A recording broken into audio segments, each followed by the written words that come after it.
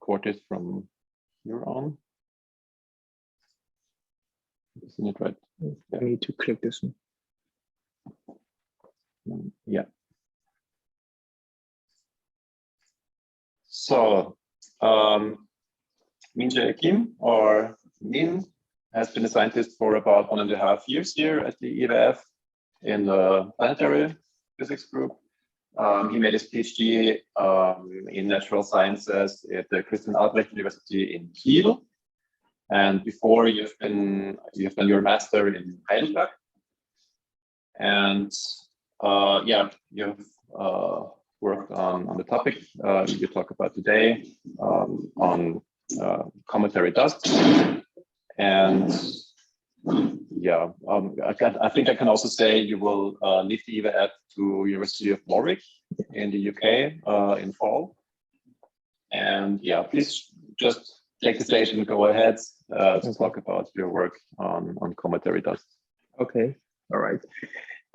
First, thank you so much for attending here, and yeah, thank you for having me in this ÖAW seminar today.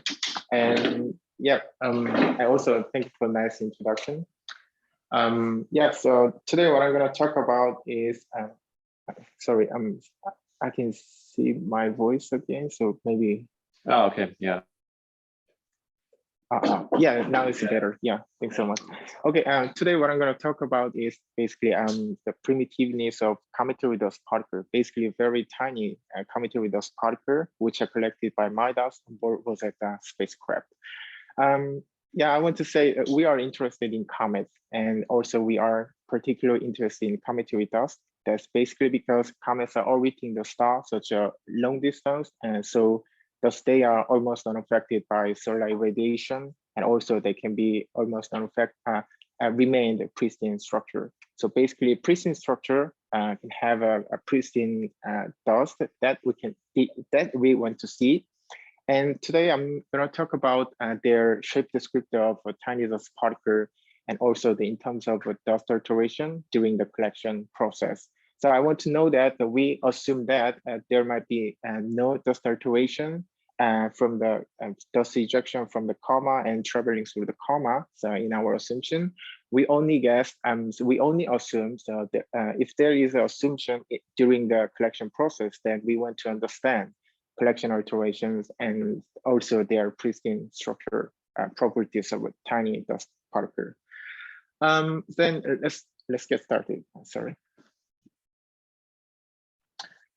So so I'm sure that yeah, most of you are already familiar with this Rosetta and MIDAS and also COMET. And I was really happy because just day before yesterday, Professor Baumgarten already introduced this MIDAS topic in his slide. I was really happy about it.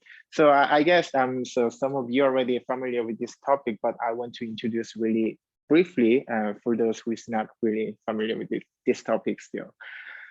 Basically, Rosetta gave us the best opportunity to investigate tiny dust particles, I mean dust particle and also gas environment, because Rosetta was approaching to Comet 6MP, so really with a slow speed, and they can basically collect all the dust particle really gently. So we can say so there might be an opportunity to investigate yeah, more pristine structure properties of a dust with a different dust grain size, with 3 different dust instruments like Giada, COSIMA, and MIDAS, which are basically dust size dependent that they are looking for. Giada was working on the collection of bigger size particles, like 100 micrometer to millimeter size. And COSIMA was working for 10 micrometer to 100 micrometer. And MIDAS was working for the tiny dust particles, smallest dust particles, so like so tens of nanometer to 10 micron only. And the resolution was quite good, which are down to even several nanometer scales. MIDAS was atomic force microscope. That means that we have an imaging sensor, so we say the tips, and to map the dust particle in their scan, and to get the topographic information. And so those information can be interpreted with the open source rare video. Then we want to talk about how MIDAS instrument collect dust particles with this figure, as on the right-hand side down. If there is a dust particle, then it's probably stemming from comet 6MP, and this dust particle is passing through the funnel of MIDAS instrument, and that is finally colliding with the target here. And this, this probably should be rotated by the wheel. Okay. Oh yeah, smart. Thanks a lot. Thanks a lot. Yeah. So here, dust particle stick to this target, and this could be rotated by the wheel, and finally reaching to the atomic force microscope, and they collect. They record topographic information, especially the height of the dust particles. So this is how MIDAS instrument collect dust particle. And was there also any information about the chemical composition? Or unfortunately, no. So So the shape. yes, exactly. Yes, size and shape, and also other shape descriptors that we have to investigate. And the composition, maybe we can infer between the experimental experiment already that is already done previously, and our result. So I will get to that, the details later. But basically, it's only the shape of the particle was our main aim.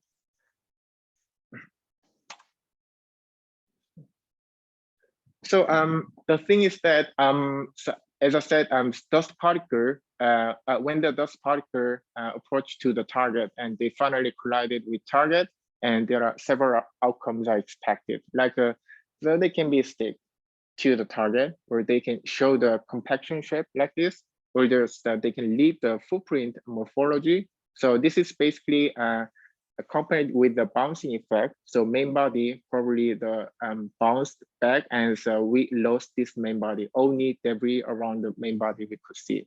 That we say that that's a kind of definition of a footprint that is already done by previous studies. And also, if the particle is larger, so that means the particles are weaker than the small particle, and the particle arriving speed is faster, then it will show the fragmentation shape like this. Then the main question is that how do we understand this dust alteration? So thankfully, it's not working. Thankfully, we have a previous experimental setup, like elaborate at 2017. What they did is basically investigate a degree of dust alteration by the heat and stick collection process. That's basically similar process was operated in MIDAS instrument. So what they found is that if the initial size, so before impact, was smaller and the impact velocity is slower, then they show almost so more pristine like this. We say the single morphology, there is no debris around it, and so it seems like there's almost no alterations during this heat and stick collection process. But if the initial size or the pre-impact diameter is bigger, yeah, like this, it's more than 100 microns, where the impact velocity is faster than the 4 to 5 meters per second, something like this, then they would be break up, and they leave the like this, the pyramid morphology like this. And this is the basically with the central bodies and the smash it to the target as a lot of debris we also can see. Or with the bouncing effect, as I said already, so there is a missing the central body or main bodies, and only debris around it we could see. So basically 3 different morphology we could see from the elaborate error 2017. And so yeah, from this experiment, we know that the smaller, the slower particle, the more pristine. And in particular, as I said, if the particle is smaller than the 80 microns and show almost no alteration with the given resolutions, this is kind of really. The impact velocities, were they actually measured? Or? Yeah, they measure. Yeah. So the impact velocity in this experiment, or impact velocity of Rosetta. So you mean Rosetta, that is measured by GIADA instrument. I mean, when you have these little probes that you found, I mean, there were probably some impacts one by one. And my question was, during during this process, was it possible to actually measure this directly? How quickly the particle was what we assumed are only the MIDAS, those particles are fragmentation of Giada particle, because Giada particle is much bigger, and Giada particles of velocity was measured by their instrument, and so similar, same period that Giada particle was collected, MIDAS also collected, and also the location of instrument was pretty much the same. So that's why we assumed so those particle velocities are pretty much the same. Yeah. So you have a kind of cloud of dust particles. You can measure the bigger ones. Yeah. And Exactly. assume that the smaller ones. Yeah. The same velocity. Exactly. I will get to that detail again because we know that larger compact particle probably slower than the small particle. Yeah, because they don't feel any friction of it. But yeah, anyways, I will get to the details of why we assumed the Giada particles velocity to MIDAS. Yeah, anyway, yeah, like I said, okay, sorry, just back to this plot. Okay, so like I said, if the particle size is smaller and lower velocities, then the particle probably, yeah, the more pristine. So this is the main result from the previous study. So we know that MIDAS, those particles arrive with a speed 1 to 10 meters per second, which is measured by my Giada measurement. And the MIDAS particles are smaller than 10 microns. The biggest one was 9 point something micron that we have collected. So basically we could say MIDAS has a kind of high opportunity to have a pristine dust particles during dust collection process. So this is why we have started this work. And so we want to answer the where MIDAS particle altered. And if this is the case, then we want to understand dust alteration during collection process. And finally, we want to know which MIDAS particles were their structural properties remain pristine. And this kind of pristine properties can be used further to the other experiment. So that is our main aim. Okay, to understand the listed MIDAS particle or to determine the structurally listed particles, so we have started from the previous the particle catalogs version 5, which is created by Peter Boake, who was the former postdoc in MIDAS project. And so we know that he made a great effort on this particle catalog version 5, but we found that there are small glitches on this the previous version of MIDAS particle catalog. So for example, so with the open source Gwydion, so we have it interpret those particles with the marking pixel by pixel where those was detected, and sorry, and those could be interpreted with the Gwydion tools. But we know that we found that there are several wrong pixels were marked as a dust, and also even a lot of dust were not added in the dust particle catalog previous version. So we basically have started from scratch, and we have to check just one by one, the scan by scan, and we have added a lot of dust particles. The previous one has a 1723 dust particle as far as I remember, but now we have almost double of number of this. And also a lot of statistics and metadata we have. Based on these numbers, so we have carefully selected so only 2,000 particles because we know that MIDAS scanned more than twice for some case. And also we know, yeah, for some case scanned more than 10 times actually. So basically what we have to do was duplicate a remover. So because all the same particles, so showing the all the same the data showing the same particles, and we don't need any duplicate. So for example, so these two particles are exactly the same. So because we know that the same location, they have collected these two particles, and here, the particle ID, we can see the collection time. So it's basically 2016, August 13, and 2016, August 14. That means this particle, one particle scanned more than twice. But in this case, everybody, I'm pretty sure that everybody want to have this left particle because they have shown a much higher resolution, which is around, as far as I remember, it's 100 micron resolution, 100 nanometer resolution. But this is more than 0.7 micron resolution, which is not really good. Also, we know that from particle ID, so this particle scanned earlier than this. So after so second scan probably contain alteration. We already know that.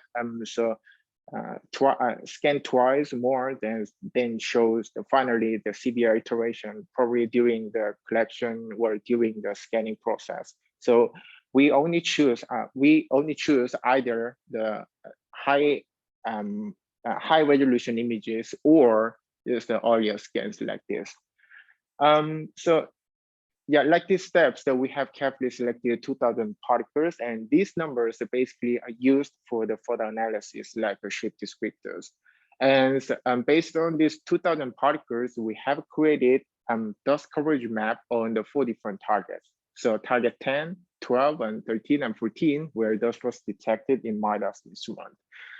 So based on this dust coverage maps, so we want to investigate clustering maps, because what we want to do was to find a single morphology as ÖAW 2017 found. So probably a single morphology preserve their pristinity. So we want to classify or distinguish a single morphology with this step. And based on clustering map, we want to compare morphology of a MIDAS cluster to previous researches like COSIMA cluster. So even though they are working for the different size, but they are really similar approaching skills. So it can be really worthwhile to compare. And so finally, we want to have our shape descriptors like the aspect ratio and elongation and circularity and convexity, also other shape descriptor we want to investigate. All right, this is basically all about the method we have used. And I want to talk about the result finally. On the right-hand side, what you can see is the dust coverage map of target 10. X-axis means the, just x-axis, x coordinate, and the y-axis means the y coordinate of target, and color bar means the height of the dust particles. And you might already guess, probably the MIDAS particles already were clustered like this, clustering like this.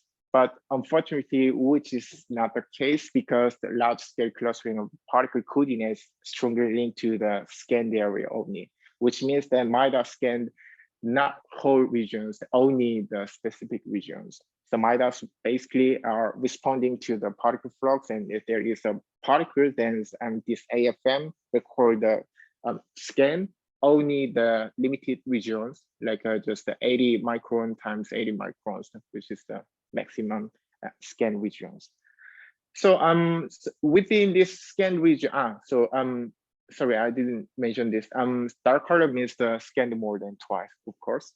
And within this scanned regions, that we have to investigate clustering map. So only one parameter we can use is the distance from the these particles, because when the parent particle approach to the target, then they can be smashed with target and spread so onto the target. So basically only one parameter we can use the distance, and we can we can have a clustering by our hand or eye, but I know I'm really picky one, so I don't want to ruin anything. So we have decided to use the sophisticated algorithm like a K-mean clustering. I'm sure that all of you already familiar with the K-mean clustering, but we found that a slightly better method, the mean shift method, because K-mean clustering is basically insensitive to outliers. So if we use the K-mean clustering, then this kind of outliers could be maybe included in the wrong cluster like this. So probably that might be a wrong, that might be resulting in wrong result. But mean shift method is really sensitive to outliers, and this is known as working well for spherical shape of the clustering. So that's why we use the mean-shift method. And these are the results. Same color means that basically same dust particle in the same cluster, and this the pink color circle means the just approximated size of the cluster. So we assumed that so this cluster size should be comparable to the previous experimental result, like elaborate 2017. Their cluster size was kind of something like 50 to 75 microns in diameter. So that's why we have chosen the similar size of the clusters. Can you explain what you mean by cluster? So cluster is it's like this same colors in the different particles. This is from the same param particle can collide it with the target, and finally, so can have a same cluster. So cluster could also be just a simple, a simple stick. Then you would only have one dot. Yeah, exactly. So in most cases, it forms a one collision forms exactly. So like fragmentations. Yeah. So that's why So from elaborate 2017, they showed if the initial particle size is smaller and the slower speed, then it will show only single morphology like this. So it doesn't have any doesn't show any fragmentation shape of this. But if the particles are larger, param particles are larger, or initial particles are larger, then so probably show just the fragmentations like this, or just like this. Strange to imagine how this works, because you have one point which makes the contact, but then you have several dots in a certain distance. So are they coming back?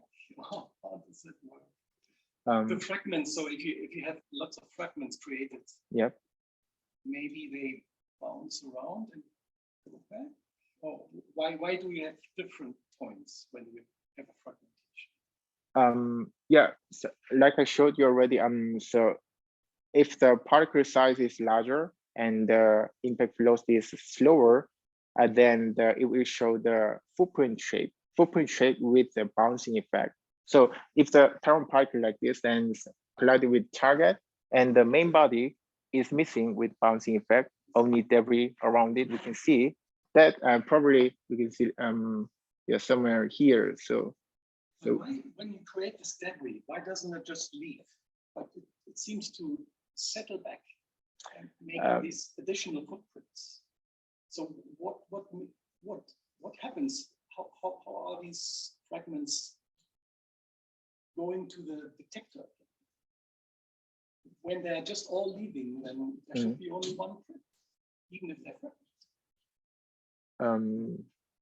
Sorry, I don't get your point. Just about the detector have like a small hole that comes in and then it bounces off and then it's very unlikely that it leaves again, or is it like open? So or how does it look like? Maybe that's kind of I just try to understand mechanically how this works. So it bounces off and then does it bounce around the instrument? Or does it just leave again? Yeah, actually, I will get to that point again. Yeah, because we know that a lot of dust particles we are missing. Yeah, because so first we assume that this MIDAS dust particles are probably the fragmentation of a bigger particle, like a Jada particle. But we also calculate the volume of these particles. So I mean, in one cluster, and so a lot of dust particles we see, and so we just assume that these particles are from the one param particle. And so we calculate these volumes, and that volumes we can derive from that volume we can derive the radius, and that radius is much smaller than the Giada particle or even COSIMA particle.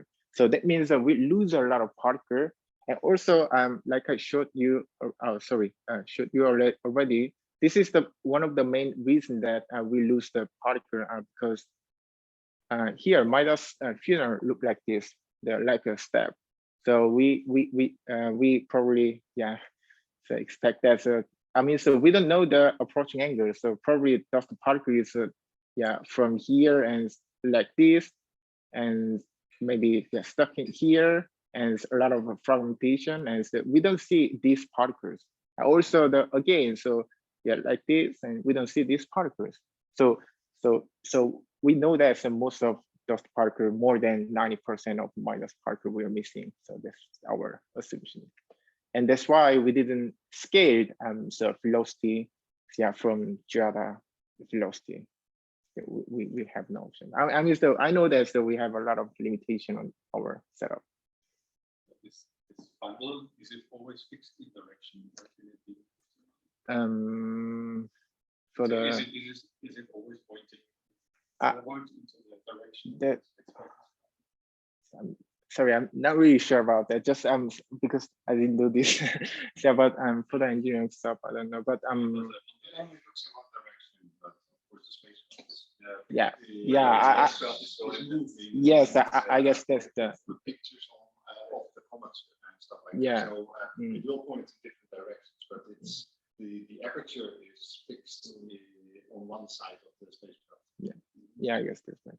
And it's not always pointing into the direction of the spacecraft. Not necessarily all the time. Yeah, yeah, maybe during the outburst, this can be fixed to the comet. Yeah. Yeah.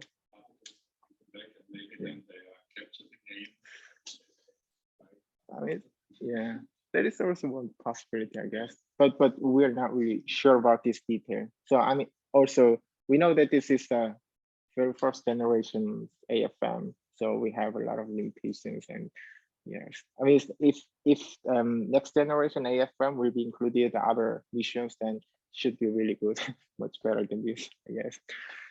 Yeah. So anyway, yeah. So these are the cluster results, and also a very similar approach was so done by Longobardo et al. 2028, and they are using more empirical approach, but we're happy to see so it's a very similar result. Basically, average ratio between fragments and parent particles are higher, larger during the outburst activity, and vice versa. This number is smaller during the nominal activities. Target 10s are collected only in the so during nominal activity, and the outburst we collected a lot of dust particles of with the target 13. So this target 10 is basically from nominal activity, and so average ratio between fragment and parent particles are smaller than one from the outburst. So we may conclude that so faster particles are likely more fragmented during dust collections. Based on this particle clustering result, we also have compared MIDAS cluster to the one from the ÖAW et al. 2017. As they found, as I said, single morphology and footprint morphology with bouncing effect, and the pyramid morphology. We also found a kind of similar MIDAS cluster, like a single morphology and footprint morphology and pyramid morphology. So as I said already, so this probably with the bouncing effect. And yeah, here, so we can see missing of a central particle, only debris around it we can see, which is great, I guess. And also here, only debris around it and central part is missing. And this is the same case we see.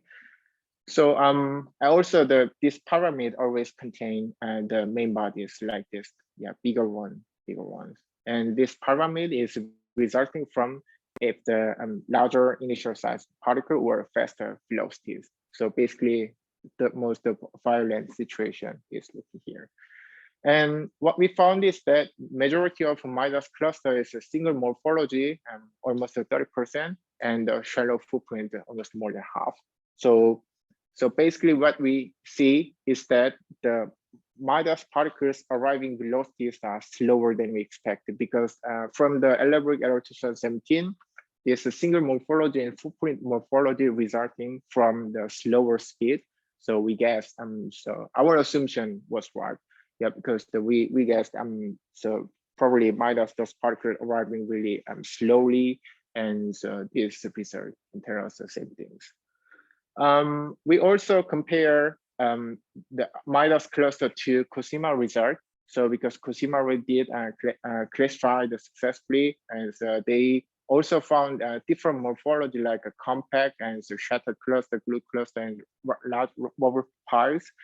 But I have to say that I was having a trouble to distinguish this shattered cluster and large rubber pile. I don't see any big difference between two. So we have to say that from this point, we are using only elaborate error 2017 classification, not using this. So just what we wanted to try to compare MIDAS cluster and the COSIMA result. Yeah, okay, this is all about the clustering result. And after that, we have investigated the shape descriptors of MIDAS dust particles. Something like an aspect ratio, which is defined as height of dust particle over area, square root of area. So for example, high aspect ratio is either higher height or smaller area of the dust particle on the 2D projection. And the small aspect ratio means either the lower height or larger aspect ratio, larger area. So that means the particle is already flattened by impact, then it's probably show the lower aspect ratio. That's our assumption. We investigate a 2D projection, 2D elongation and 3D elongation. Also the circularity, so how close the particles 2D projection to the circle, and also the convexity, which is indicating the irregularity of the edge of those particles. Surprisingly, we found that so MIDAS dust particles are kind of homogeneous, independent of target. Different target means, as I said, different period, and different period means the different comet activity. For example, target 10 and 12 was collected during the nominal activity, and target 13, dust particle in target 13 is collected during outburst, but they showed aspect ratio and elongation is, or the circularity, convexity is kind of the same. So we guess, so cometary activities maybe may not be playing an important role on this tiny dust particles shape descriptors. Also, from geoda measurement, we know that so target 13's particles is probably from loft terrain because because that's just from the outburst, and target so 10 and 12 and 14 is basically from the smooth terrain. So for the smooth terrain, that means the after ejection, dust particle ejection from the coma, and probably just fall back to the so cometary surface to make a smooth terrain.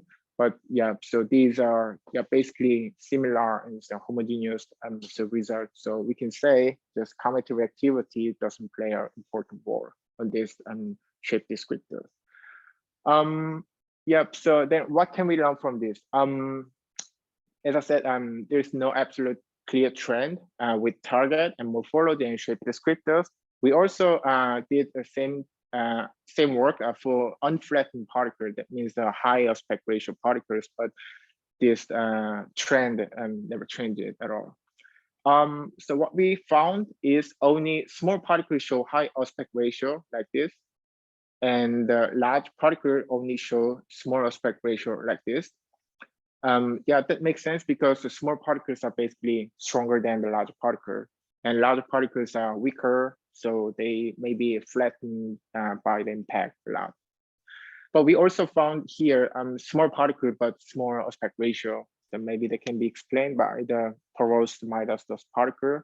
From the previous studies, like Manel et al. 2019, we know that the MIDAS particles are already the aggregate of smaller subunit that's hierarchically.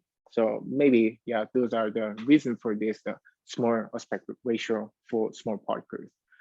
We also found that majority of MIDAS particles elongation is slightly bigger, bigger than 1, which is shows consistent with the current observations like ISM data. So elongation should be slightly over 1, so 2 point something like this. But the smallest axis is so most of the case height. So compared to the semi-minor axis, that means particles are flattened by the impact already, or just that they have a just specific, just a particular tendency is to lay down or to target, but we are not really sure about what is right. We also found large particles have a small circularity like this, which is, yeah, I mean, scattered a lot, but just briefly speaking, and the small circularities. So this could be explained by the grain growth with the hierarchical structures. So long story short, to conclude, so all the cometary dust particles seem to be homogeneous in their properties. That's our most important finding. Then after that, we try to combine the particle clustering and the MIDAS shape descriptors like this, the aspect ratio of the target 10, and the elongation, circularity, and convexity. And unfortunately, we don't find any strong correlations between other parameters. So again, so we can say the MIDAS particles are super homogeneous. And so surprisingly, the cluster containing only one particle, so I mean, it doesn't make sense at all. It's just only one particle, we say. So one particle do not always show high aspect ratio. That means the single morphology even could be flattened by the impact. So which showed inconsistent with the elaborate et al. 2017. And we also found that the high aspect ratio, which may not flattened by the impact, was found in the center of the even pyramid morphology, shattered cluster. So yeah, so that's so interesting result. And then what can we learn from this shape descriptor work? So again, we have tried to investigate so just density plot of all the dust particle in different morphology, like a single and footprint and pyramid morphology. And we found again, all particle in cluster show similar properties. So we don't find any strong trend. So probably we guess all the dust particles are made of at least very similar subunits for the composing to the parent particle. So when we go back to the density plot of the different target, so in this plot, I was including the statistics of target 14. So I just removed that because the statistics of target 13 was extremely low. Only 7 particles are detected on the target 14. But I mean, so basically their trend never changes. So they show again so very similar properties.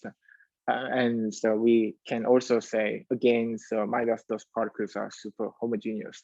But this shows a discrepancy with the elaborate et al. 2017, because that experimental result shows that with different velocity, so they have shown different morphology, resulting morphology. But in the MIDAS case, actually, it's kind of a similar. So similar, so density plot we see, but it can be explained by the dust compositions. So because elaborate et al. 2017 so used extremely so simple so dust composition like a SiO2 aggregate only. But we know that from COSIMA observation, so cometary stuff is composing of so really complicated and more varied cometary composition, like long chain so organic materials. So probably those are more cohesive, so more cohesive dust material of the subunit, and that could be the reason for this so discrepancy with the elaborate 2017. Okay. Also, we have one more shape descriptor, so particle surface distribution or volume distribution. So this is already done by previously ESA internship Giuliano Guarino. And so what he did was calculate how many pixels filled with dust from center to the outer part with the individual rings. And he just normalized to 1 and made this plot. So with this plot, we thought so we can classify which particles are more compact and which particle doesn't show any severe alteration like this. So so we have decided to extend this work to all MIDAS dust particles. And so we finally could classify MIDAS single and MIDAS pairs. So basically there is a, so we named this MIDAS single because so it looks kind of similar to single morphology that is found in previous experimental setup. So elaborate error 2017. And we named this MIDAS pi because it looks, looks pi and with some fringes. So I guess a particle look like UK and particle look like Japan. Classified as MIDAS pis. And what is the difference between MIDAS single and pis? With this plot, there is a plateau, always plateau on the top. And also the slope is steeper than this. And also slope is not really clear and there is no plateau. So with this plot, basically we could classify so which MIDAS particle look more compact and so without less iterations compared to this MIDAS part. Where did you put the center? Actually that is really good question, because I mean so we know that if the number of pixels is even, then so we really hard to get the center. In that case, so we choose the just the divide by 2, and also so the other calculations divide by 2 plus 1, and we just so make a so average value for this. That's how we choose the center. Just normal mostly so we choose just the this one is the center. So we first choose the highest one as a center, but that doesn't that's not really good because we don't know the approaching angle. So if the particle is approaching like this angle and so like this, then probably that highest peak should not be in the center of the particle. So we don't know that. So that's why we have to choose this.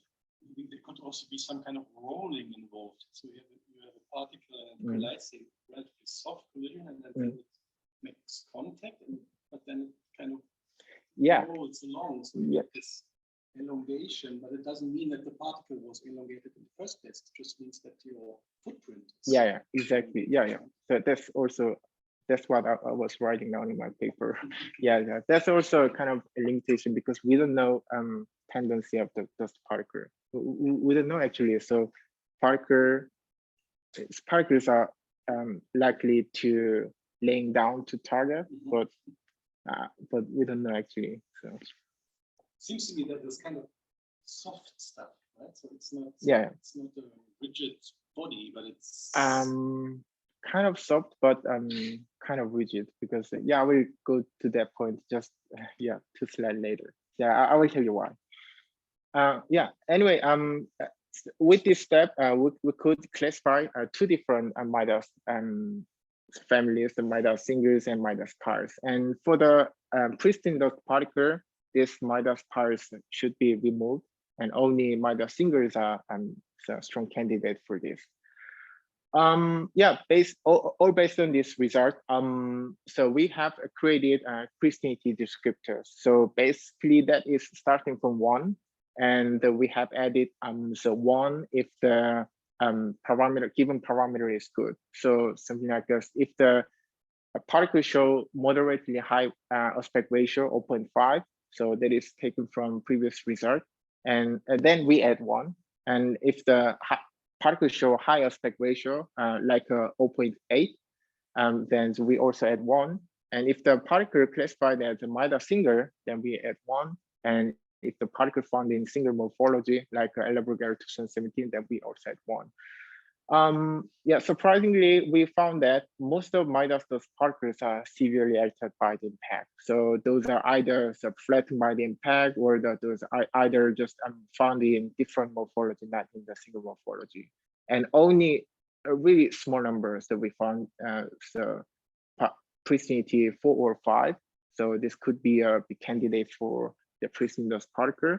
So that means dust alteration maybe was inevitable during the collection process. So that's why I said already, if next generation AFM will be included in next mission, then it should be really good, and we should find another way.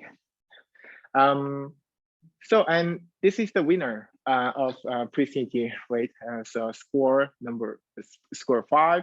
And this is found at the single morphology that definitely from any other particles, so apart from any other particles. And so their aspect ratio is 0.9, so already the 2. And also, yeah, so this is classified as a MIDAS single. So this is the winner of our pristinity evaluation. So it could be, yeah, and we can see here. So that's why I said partly rigid, partly soft. Here, so we see already the trace for the impact. So they are already slightly flattened by the impact, we can say. So there are really many cases for severe alteration, yeah, compared to this. But so we'll say this is the best candidate for pristine dust particles. Yeah. So based on all of the results, so we have established so 19 dust particles finalists for pristine dust particle, and surprisingly, I said so only one particle pristinated 5, because a single particle cluster or single morphology with a low aspect ratio might be expected. And vice versa, high aspect ratio particles were found in pyramid or just the footprint. So basically, we could say pyramid particles impact energy for pyramid particles maybe goes into only the fragmentation of a pyramid particle, but not used for the alteration of subunits, smaller subunits. So only they are using for the fragmentation of parent particles. Yeah, anyway, yeah, so these parameters or just these values can be used for further, further experiment. That's our aim. And yeah, this is basically all. And so I want to conclude my talk today. So the first question was that how do we understand collection alteration? Basically, we have previous experimental result, Elaborate 2017, and we have compared MIDAS result to those results. And which MIDAS particles are structurally most pristine? So we know that so high aspect ratio particles are even found in the so shattered cluster or just pyramid cluster.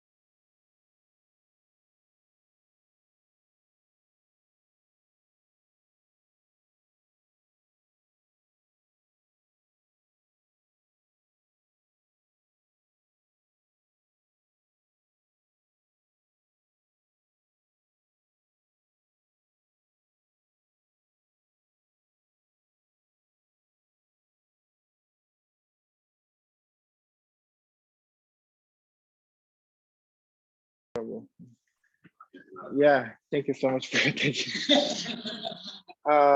Sorry for this trouble. So no problem. Thank you very much.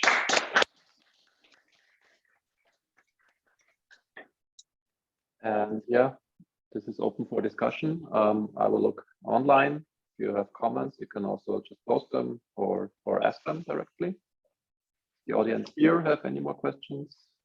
Cyril? Yeah, so I was wondering, can you get some ideas about the density from your pristine or pristinity, sort of how fluffy they are, how the particles before impact sort of, because that's what is interesting. Yeah, that is great question because that is on our next list. Okay. So yeah, I mean, we are thinking about the subunit size investigation. So we already know that so MIDAS particles are probably composed of much smaller subunits.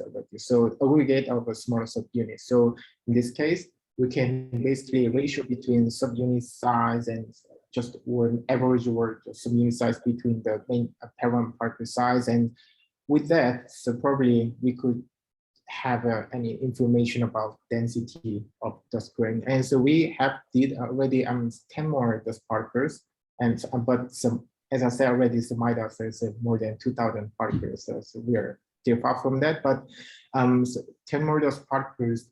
So we know that already. So MIDAS is smaller subunits. So it's congregated hierarchically. So probably really fluffy. And that's why the reason for the small aspect ratio for small particles, that could be the reason for that. I have like a follow-up question, unless other people. No, please go ahead. Okay, so one of the things that you mentioned is that you have a homogeneous within a cluster. Yeah. Do you have that at different scales? Or is it like because you mentioned other instruments like Jada, but also COSIMA, do you see like a sort of hierarchical structure? Like, is it like a sort of almost a scaling system between the different particles? Self-similar cluster. Yeah, or do you have something that is way different? Can you do almost like a fractal sort of scaling of all the particles at different scales, and they all look the same at different scales, for example? I didn't think about it, but there was also actually in our next list because that is a part of a previous study, but I didn't know the details. So yeah, so but I will show later the paper. We can sure. So I'll let you know.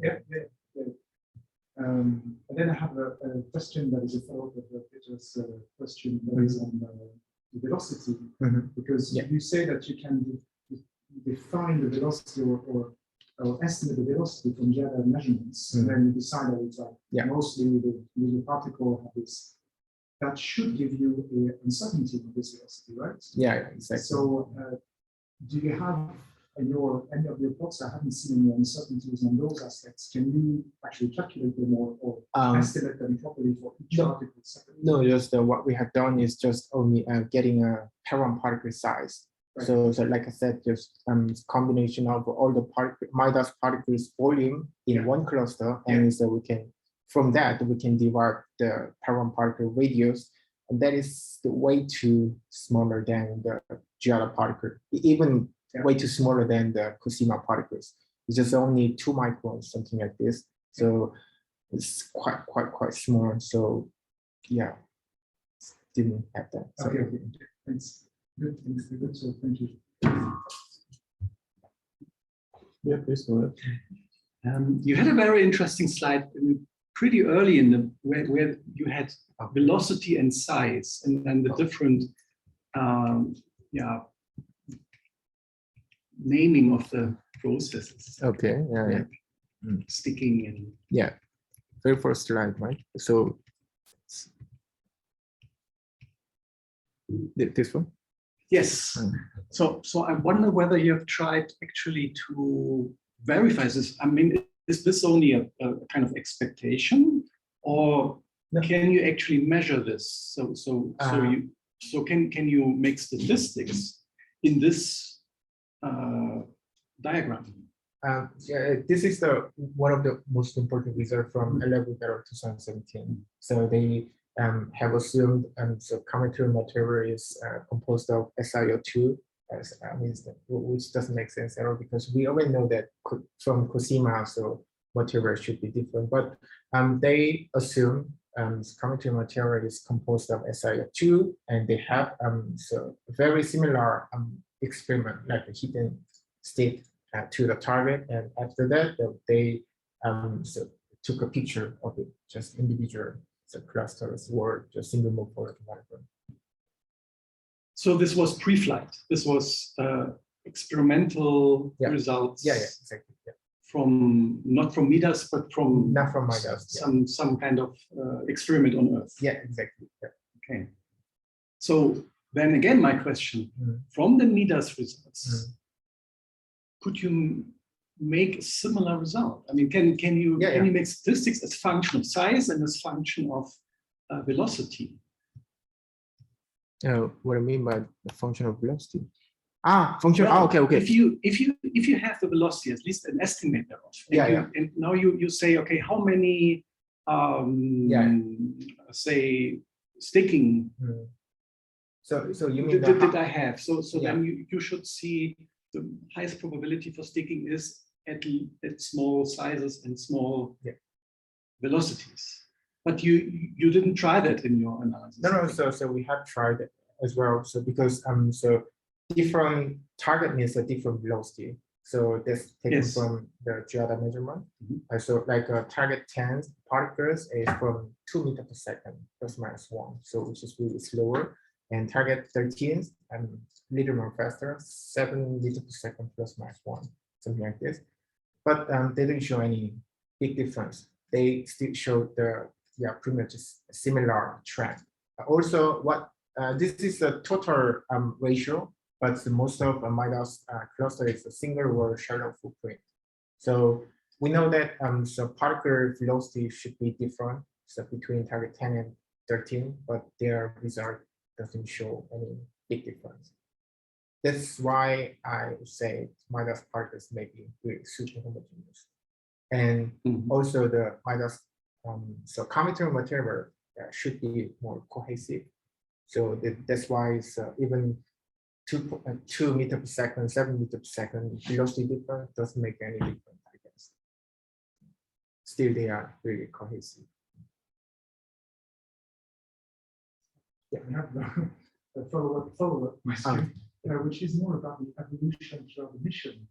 So Rosetta was a mission that was changing its distance, cometary-centric distance quite often during the mission. And of course, the outgassing rate of the comet was also changing quite drastically. 3.4 AU to 1.26 AU or something like that. So have you found any differences in the shape, morphology of these particles both throughout the mission? You mentioned it. And you said that it was sort of the same. Or maybe I misunderstood. But then also, depending on the distance to the comet-centric distance, and the hemisphere that you are from, because we also know that at different times during mission, you have like different types of. I'm coming from the neutral and plasma side, so you have different outgassing rates for both CO2 and O2 and H2O, which meant that depending on the hemisphere that you are in, you have like a preponderance of maybe other types of particles. Do you see any difference, asymmetries, morphology of those dust particles during the mission at any point? First my answer is actually no. Because for the particles in target 13 is basically during the outburst of comet, and so we only collected those particles during outburst only one day. Because we realized there's already still really many dust particles we have collected. So we didn't use MIDAS the instrument anymore. So we just can't quit that. So there was also another limitation that was written in my paper as well. And other particles in different targets. So target 10, 12, or 13 is basically collected during just nominal activities, and also the Q rate is not that long. So I guess. What do you mean by nominal activity? Just a before perihelion. So just like 2015. Yeah, something like that. Yeah, so very early. Yeah, so not really early, but just before perihelion. So June, yeah. So right close, about 400, 500, 800 kilometers, 500 kilometers. As far as I remember, yes. Yeah. Yes. Yeah. But you have nothing afterwards, or nothing close, like further away when you very early mission or something like that. No, so MIDAS actually collected dust particle really late. So even other instrument working really well, so MIDAS was kind of inactive, and yeah, so even towards the end of the mission, when we were still far away again, like in 2016, let's say June or something. No, 2000 February was the last collection period. Okay, yeah. Yes, so it was just before we Only went into the tail. Yeah. Yeah. Okay. Yeah, behind, like on the right side. Okay. Yeah. Sorry. Thanks. Is there any online questions? No, don't see anything. I mean, maybe one last question from me. If you compare this, instrument development, etc., takes a long time. So people have probably thought about what they expect well before flight. So if you know this, I'm not sure, but say if you compare now what people have expected to measure and what you have actually measured, what was the biggest surprise? I guess, as I said already, limited time, MIDAS particles are super homogeneous. So other parameters doesn't have any impact. So for these small size properties, small size dust particle properties. So I guess if we have extra experimental setup on the Earth, so then we should probably try to many other different competition first, because competition is really important for the fragmentation. Just cohesive things wise. So that's really important, I guess. Also, I mean, did they make detailed simulations of the whole thing in pre-flight, so that they had some kind of computer models also where they try to simulate what will happen? Not that I know of. Yeah, it's only experimental setup. Yeah. Okay, thank you. Thanks. So for me, one very last question: if there is something, some instrument like it on Comet Interceptor or on any future mission? And Comet Interceptor, I mean, MIDAS as an AFM mission is not, as far as I know, there's no plan, currently for future mission. And no, unfortunately, nothing on Comet. Yeah, and I guess that several proposals are already submitted to ESA. They already contained so atomic force microscope, but those are not accepted. So yeah, on a heavy metal, you don't have that. It's yeah. So in any case, it should be really good if next generation AFM should be included. That means for the future instruments, are there any ideas how to improve the way to measure this? That is really good question, because we already found kind of similar things for Stardust mission. Stardust mission also contains a severe iteration, and this MIDAS AFM also contains kind of severe iteration, because we already know that particles are already flattened or just settling down. But this seems like a very radical method to measure something. Exactly. And, yeah, and also even for, I mean, winner, we always see that so particles are slightly flattened, so at the boundary of the particles. Yeah, thinking about, let's say you want to find out the shape of this cup, and you go on the third floor and then then you want to reconstruct it. That's correct. Yeah. That's a bit strange. Yeah. Then you find out every cup is very homogeneous. It doesn't depend on size. So if you have a very small cup and a very big cup. Yeah.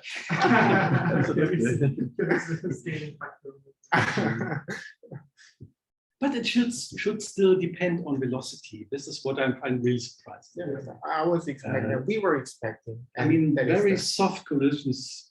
You cannot do anything else than just sticking. There must be a physical limit to shattering things. You need energy. Yeah, exactly. Maybe it's just not so precise. The measurements, the determination of the velocities is maybe just a wild guess, and maybe you had some very low velocity collisions which you characterize as higher velocity because it's just too uncertain. Yeah, exactly. I mean, 7 meters per second is still really slow, right? So not really different. I mean, 7 meters per second is a lot, isn't it, for a collision? Yeah. I mean, with soft, maybe, I mean, centimeters per second. Just maybe you didn't have those. Okay. All right. So thanks everyone. Thanks for the nice talk and a very nice discussion. And so this was the last seminar before the summer break, and the next one will be done, I think, somewhere in September probably. Yeah. So thank you everyone, and see you. Thanks.